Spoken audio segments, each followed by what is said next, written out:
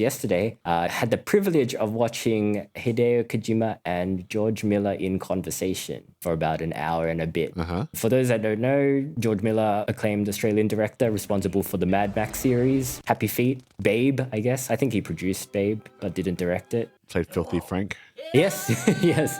But yes, very acclaimed director. For those listening, no, they're different guys. Georgie. Georgie, he comes on stage and he's like... dressed as Pinkman. Yeah, Pinkman. Doing the Harlem Shake onto the stage. Yeah, and then being very sad for like 2 hours. Yeah. Just...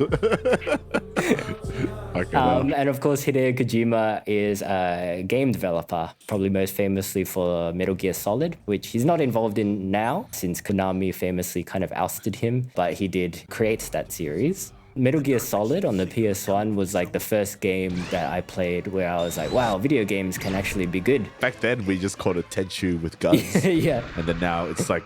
That's because we were skipping all the cutscenes. There's really long cutscenes in that game. I wasn't skipping the cutscenes. What are you talking There's about? a lot of exposition. I don't have your bad habits. There's a lot of exposition in those cutscenes, man. They're going on about like Foxhound. And I know what you're doing. You're skipping cutscenes. I never skip the cutscenes. Yeah, I skipped some of them, I'll be honest. The threat of nuclear war isn't gone. In fact, it's greater than it's ever been.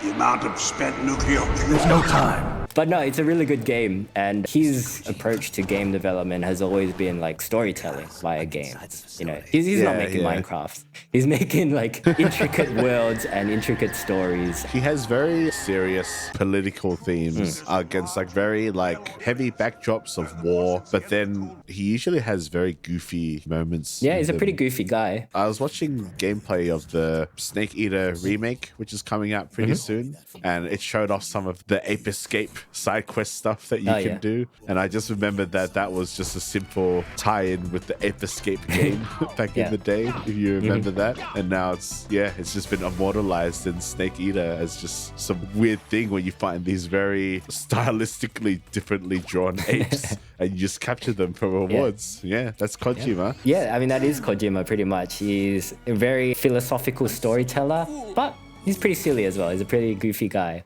So him and George Miller worked together on Death Stranding 2. Typical to Kojima form, he scanned George Miller, acquired his soul, and then put it into his video game. So that's why they're kind of together at the moment, doing promo for Death Stranding 2, which is set to release pretty soon, I think. So yeah, they were just talking about their approaches to storytelling, the mutual respect that they have for each other. They seem to have a really good relationship. Yeah, I never heard of how good their relationship was together. So it's pretty interesting to hear how seemingly close they are. Well, yeah, I mean, Hideo like idolizes George Miller, basically. Like he talks about how he saw the original Mad Max film when he was a teenager and it kind of opened him up to that kind of storytelling, I guess. I mean, he's a really big fan of Western cinema and you can kind of tell from his games as well. There's a lot of inspiration drawn from Western cinema. Like, I mean, fucking Solid Snake's named after Snake Plissken. Snake Plissken, yeah. So they have a lot of mutual respect for each other as storytellers. Like George Miller as well says that he has learned a lot from working with Hideo and studying his works. But not playing his games. Yeah, he doesn't really play games. I mean, he's an old dude,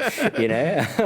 he's really nice though. He's got that kind of air of a educated, older Australian man. You know what I mean? Yeah, I know what you mean. Yeah. Just really pleasant, really gentlemanly. What were the interesting points? So I guess when he was like talking? Both of them, they work in different mediums, but the main thing that they have in common is how they kind of use their mediums to tell stories. They both see storytelling as something ancient, like something that has been around for thousands and thousands of years and will be around for thousands of years after they've passed. So yeah, through AI. Yeah, and who knows what will happen in the future.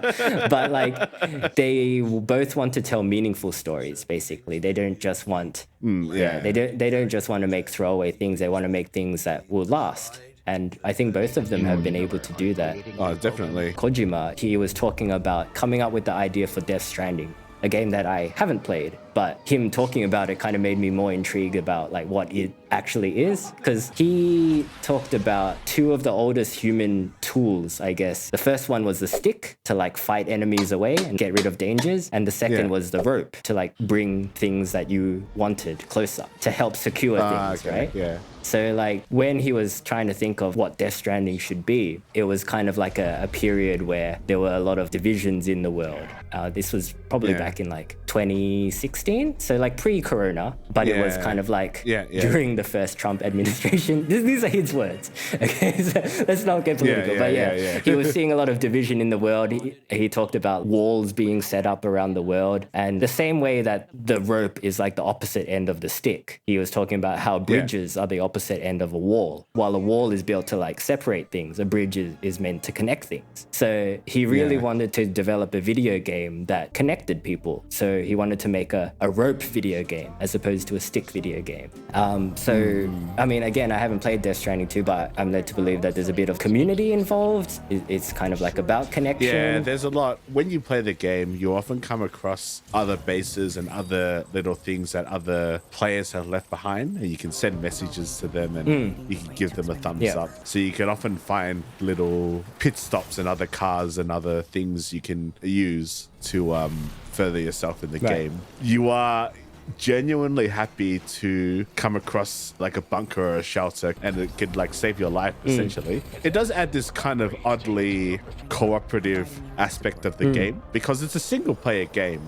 You could play it offline, but I think you lose a lot of that charm that is unique to that game. The only other system, it's funny because this system is used to Kojima's intent, where another example is Dark Souls where it's just used for trolling. But people use that for trolling, like jump ahead and you just die. Invisible wall, there's nothing there.